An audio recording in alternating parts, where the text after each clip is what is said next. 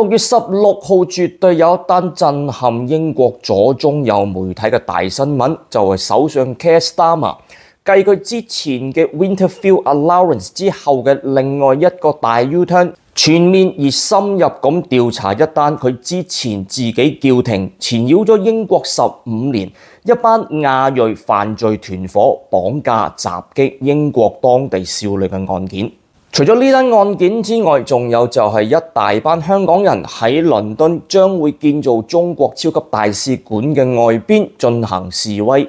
咁呢單新聞咧就同香港人息息相關嘅，希望大家可以聽到最後。講返第一單新聞嘅震撼之處就係呢個 Keir Starmer 其實喺1月6號嘅時候咧就講過以下嘅呢段説話。Calling for inquiries because they want to jump on a bandwagon of the far right。喺唔夠半年之前都仲喺度指控緊要求調查呢單案件嗰班人係 far right 種族歧視者極右翼，而家就嚟個大 U-turn， 想要全面調查返呢單案件。而且 Keir Starmer 喺2008年到2013年嘅時候咧，係當時英國嘅首席檢控官，即係話當時佢係知道有班亞裔人士犯罪，而協助警方作出唔檢控或者選擇性檢控嘅呢啲決定。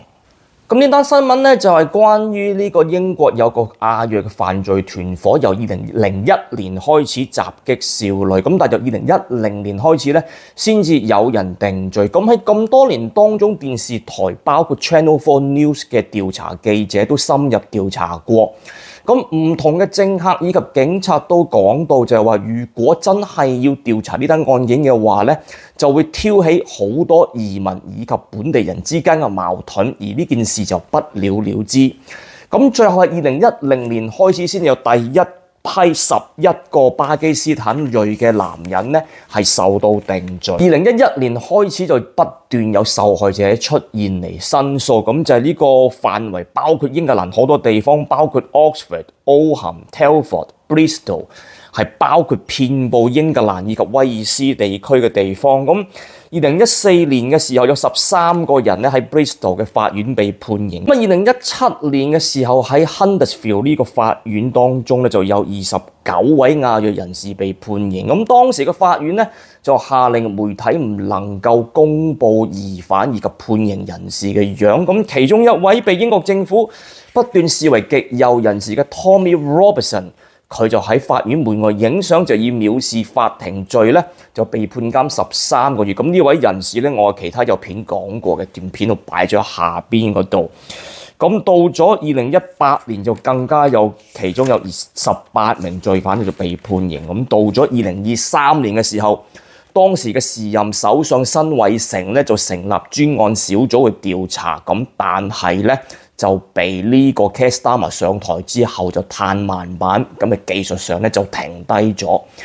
咁呢單新聞嘅震撼之處，除咗佢 U-turn 之外，其實係佢自己呢個人反口覆舌、毫無立場而引起英國政壇上嘅震撼。Keir Starmer 從來都係一個見風使舵嘅政棍，一直都以大愛包容嘅形象出現，但係到改革黨嘅崛起之後，佢又偏偏喺國內沿用改革黨嘅政策，包括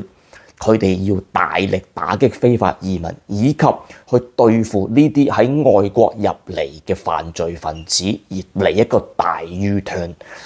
咁佢要收緊移民政策，其實亦都喺呢單案件之中見到佢將會向唔係喺英國本地出生而又未有入籍嘅人士開刀，以及將佢哋推到去輿論嘅風口浪尖上邊。咁就令到我接下來要講嘅香港人去到倫敦將會喺中國超級大使館外邊示威嘅事件咧，就息息相關。咁喺呢個 Facebook page 嘅群主咧就話佢呢個示威非常之有成果，就令到呢個倫敦警察廳咧就多花費咗31萬英鎊去維持治安。咁如果每年有2-3次呢啲示威咧，就將會花費超過100萬英鎊，令到佢嘅成本咧就增加，就可能咧就有機會唔起呢個倫敦超級大使館咁話喎。咁首先呢個工黨政府其實係好親中嘅，咁中國嘅崛起係一個事實。不管你喜歡與否，佢係一個事實。咁佢起呢個領事館會唔會真係因為你多花百幾萬鎊而唔起咧？咁我相信都值得大家留意。咁仲有就係你去搖呢啲相，咁你去侮辱呢個可以將你嘅簽證取消嘅首相，其實對你現在嘅處境有啲乜嘢幫助呢？其實就同你參加場足球比賽，你不斷去挑釁嗰個可以對你出示紅牌嘅球證，咁對你嘅處境有冇幫助呢？不斷去挑釁呢個英國首相，不斷去多花費倫敦警察嘅金錢支出，咁其實你要用多嘅31萬鎊，你覺得佢會喺邊度補翻嚟呢？加你簽證費，甚至乎唔俾你日日嚟抗議，最好嘅辦法係乜嘢啊？趕你走咯！英文有句説話 ，Don't bite the hand that feeds you。俾居留香港人過嚟，亦都容納我哋以一個難民嘅身份過嚟之後，不斷喺人哋嘅土地上面示威，其實同幾日前喺加州不斷揮舞住呢個墨西哥國旗去騷亂嘅人有啲咩分別呢？當然，香港人係一個和平示威，連玻璃樽都唔敢打爛，只不過你有冇打爛玻璃樽同我哋有冇多花費到金錢係兩回事。人生唔單止係呢啲簽證上嘅大事，所有事情我哋做出嚟之後，我哋要諗下能唔能夠承受嗰個後果，就好等於幾個月前嗰位被拘捕嘅着住 First Aider 嘅香港示威者喺英國被拘捕之後，佢嘅簽證應該係凍過水㗎啦。咁如果大家覺得呢啲後果係承受到，我亦都願意承擔嘅，其實可以去做。另外一樣嘢就係你到底係要 achieve 啲乜嘢？咁如果佢真係因為你嘅示威遊行見後而唔起呢個中國超級領事館，但係個代價係要你取消呢個 BNO 簽證，咁你又能唔能夠接受到呢？咁其實你過嚟英國嘅目的係啲乜嘢？到底你過嚟係想融入英國啊，定係想佢唔起超級大使館？定係仲係要去光復某啲地方？咁呢個相信係要大家係去坐低思考下，你嘅目的係乜嘢？你做嘅行為可以 achieve 到啲乜嘢結果出嚟，都係值得大家去思考嘅一件事。咁今日就講到呢度先，咁我哋就下次再傾過。